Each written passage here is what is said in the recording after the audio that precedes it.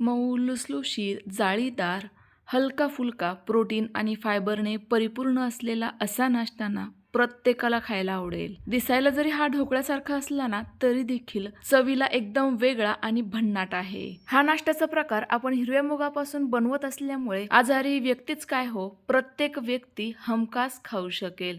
यासोबत मी एक चटपटीत चटणीची रेसिपी देखील शेअर करणार आहे, जी बनवायला अतिशय सोपी आहे. अगदी टायमर लावलं तरी देखील चटणी आणि हा नाश्ता अगदी 15 मिनिटांच्या आतच तयार होईल.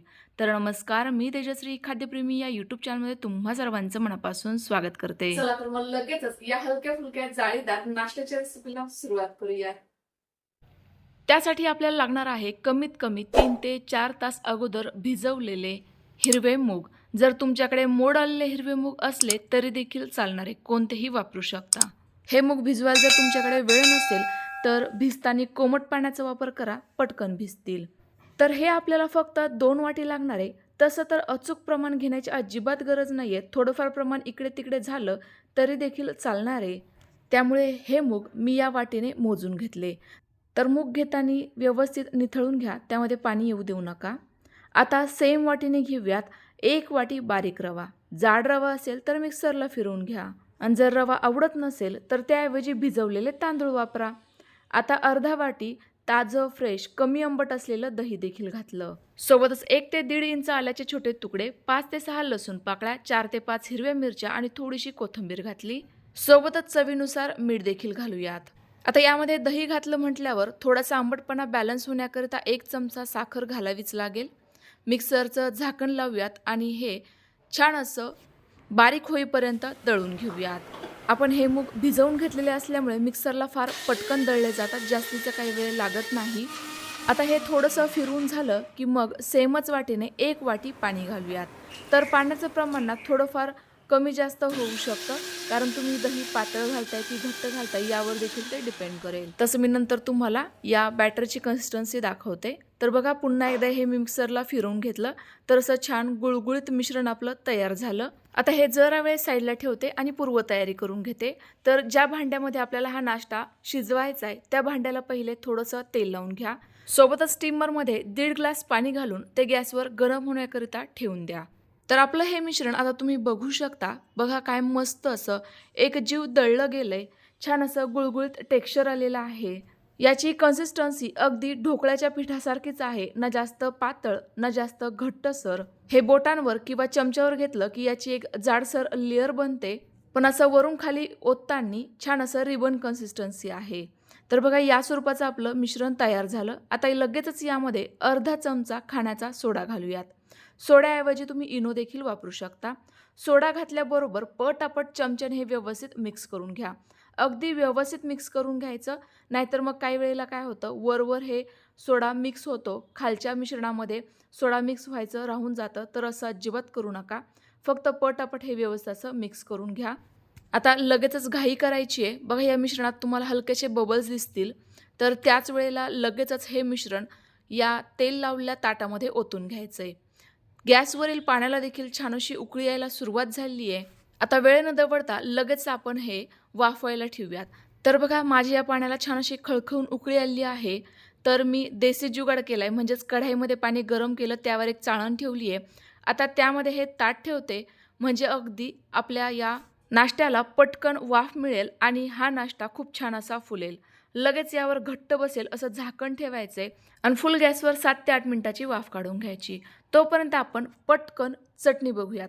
तर त्याकरिता अर्धा वाटी भाजलेले शेंगदाणे, कच्चं पाव वाटी सुकं किसलेलं खोबरं, थोडीशी कोथिंबीर, पुदिन्याची पाने, चवीनुसार मिरची, 5 ते 6 लसूण पाकळ्या आणि फक्त 2 चमचे ताजं दही घेतलंय. घेतलेलं संपूर्ण साहित्य या मिक्सरच्या भांड्यात काढूयात आणि सोबतच चवीनुसार मीठ, 1 चमचा साखर आणि गरजेनुसार पाणी घालूयात. तुम्हाला ही चटणी किती घट्टसर पातळसर हवी आहे ना, त्यानुसार पाण्याचं प्रमाण कमी अधिक करू शकता. भांड्याचं झाकण लावूयात आणि लगेच हे मिक्सरला फिरवून घेऊयात. तर बघा, एकदम जबरदस्त चवीची आपली या ठिकाणी चटपटीत चवीची चटणी तयार झाली आहे. आता नाश्त्यामध्ये आणि चटणीमध्ये मी दोन्ही ठिकाणी दही वापरले. ते जर तुमच्याकडे नसेल किंवा आवडत नसेल तर त्याऐवजी 1 लिंबाचा रस घाला आणि सोबतच नाश्त्याच्या मिश्रणामध्ये 1 चमचा तेल घाला. यामुळे नाश्ता खाताना ड्राय लागणार नाही. तर बघा एवढ्या वेळामध्ये आपला हा नाश्ता खूप छान असा वाफवला गेला असेलच. झाकण खोलून बघते तर बघा काय मस्त असा हा फुललेला आहे. दिसतानाच हा वरील साईडने कोरडा दिसत होता म्हणून मी टूथपिकने हा चेक केला तर टूथपिकला अजिबात मिश्रण चिकटलं नाही. तुम्ही चाकू खोचून देखील बघू शकता. आता हा थंड करून घेऊयात आणि थंड झाल्यानंतर हव्या त्या आकारामध्ये कट करून घेऊयात. सुरुवातीला याच्या कडा सैल करून घ्या म्हणजे मग हा नाश्ता ताटातून बाहेर काढणं जास्त सोपं पडेल. तर बघा अगोदर सांगितल्याप्रमाणे आजचा हा नाश्ता बनवणं अतिशय सोपं आहे. कारण मी तुम्हाला जर एखादा पदार्थ आवडत नसेल, उपलब्ध नसेल तर त्याला काय पर्याय वापरायचा ते सांगितलेलं आहे. दुसरं म्हणजे प्रत्येक पदार्थ परफेक्ट प्रमाणातच घ्या असं देखील सांगितलेलं नाही आहे. थोडंफार कमी जास्त घेऊ शकता. फक्त या ठिकाणी महत्त्वाच्या 2 टिप्स लक्षात ठेवायच्या. एक म्हणजे मिश्रण जास्त पातळ करू नका किंवा जास्त घट्टसर ठेवू नका आणि दुसरं म्हणजे मिश्रणामध्ये सोडा किंवा इनो घालण्यापूर्वीच स्टीमरमधील पाण्याला उकळी आलेली असावी. त्याच वेळेला इकडे तुम्ही सोडा घाला. यामुळे आपल्या मिश्रणाला पटकन वाफ मिळेल आणि तो व्यवस्थित फुगेल. आता या कट केलेल्या वड्या तुम्ही बघू शकता काय मस्त हलक्या फुलक्या जाळीदार तयार झाल्या आहेत. या तुम्ही जेव्हा तुम्हाला फ्री वेळ असेल त्यावेळेला बनवून ठेवल्या तरी देखील चालेल आणि आयत्या वेळेला जेव्हा खायच्या आहेत त्यावेळेला गरमागरम फक्त शॅलो फ्राय करून घेऊ शकता. ज्यामुळे मस्त अशा गरमागरम वड्या खायला भेटतील ज्या अतिशय चविष्ट आणि पौष्टिक आहेत. आता यांना तडका कसा द्यायचा ते सांगते. तर पॅनमध्ये फक्त 1 चमचा तेल गरम करून घ्या. तेल गरम झालं की अर्धा चमचा मोहरी आणि आवडत असल्यास जिरे देखील घाला. मोहरी छान अशी तडतडली की मगच थोड्या मोठ्या आकारात चिरलेल्या हिरव्या किंवा लाल मिरच्या आणि थोडंसं मीठ घाला ज्यामुळे मिरच्या खाताना चवदार लागतील. आता या मिरच्यांना छान असे डाग पडेपर्यंत परतवून घ्या. मगच यामध्ये आवडीनुसार पांढरे तीळ किंवा तुम्हाला इतर काही जिन्नस घालायचे असतील तर ते वापरू शकता. जसं मी थोडासा कढीपत्ता देखील घातला. पुन्हा एकदा संपूर्ण फोडणी छान अशी परतवून घेतली. लगेच आता यामध्ये या वड्या घालूयात आणि यांना हलकेसे डाग पडेपर्यंत म्हणजेच एका साईडने थोड्याशा खरपूस रंग येईपर्यंत भाजून घ्या म्हणजेच परतवून घ्या.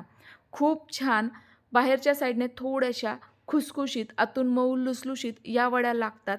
जबरदस्त चव आहे. नक्की ट्राय करून बघा. बऱ्याचदा आपल्याला सकाळच्या घाईगडबडीच्या वेळेला काय नाश्ता बनवावा सुचत नाही किंवा चहाच्या वेळेला काहीतरी तर हवं असतं. अशा वेळेला तुम्ही या गरमागरम वड्या म्हणजेच नाश्ता सर्व करू शकता. सर्वात शेवटी यावरून थोडीशी बारीक चिरलेली कोथिंबीर आणि पेरी पेरी मसाला घातलाय जो याची टेस्ट आणखी जास्त वाढवेल. पण घालणं पूर्णतः ऑप्शनल आहे. नसेल तर स्किप करू शकता किंवा याऐवजी मॅगी मसाला देखील वापरू शकता. पुन्हा एकदा हलकंसं टॉस करून घेऊयात आणि गरमागरम वड्या चटपटीत चटणीसोबत सर्व करूयात. तर तुम्हाला आजची ही नाश्ता रेसिपी कशी वाटली कमेंट्स करून नक्की कळवा. रेसिपी आवडली असल्यास लाईक करा आणि जास्तीत जास्त शेअर करा.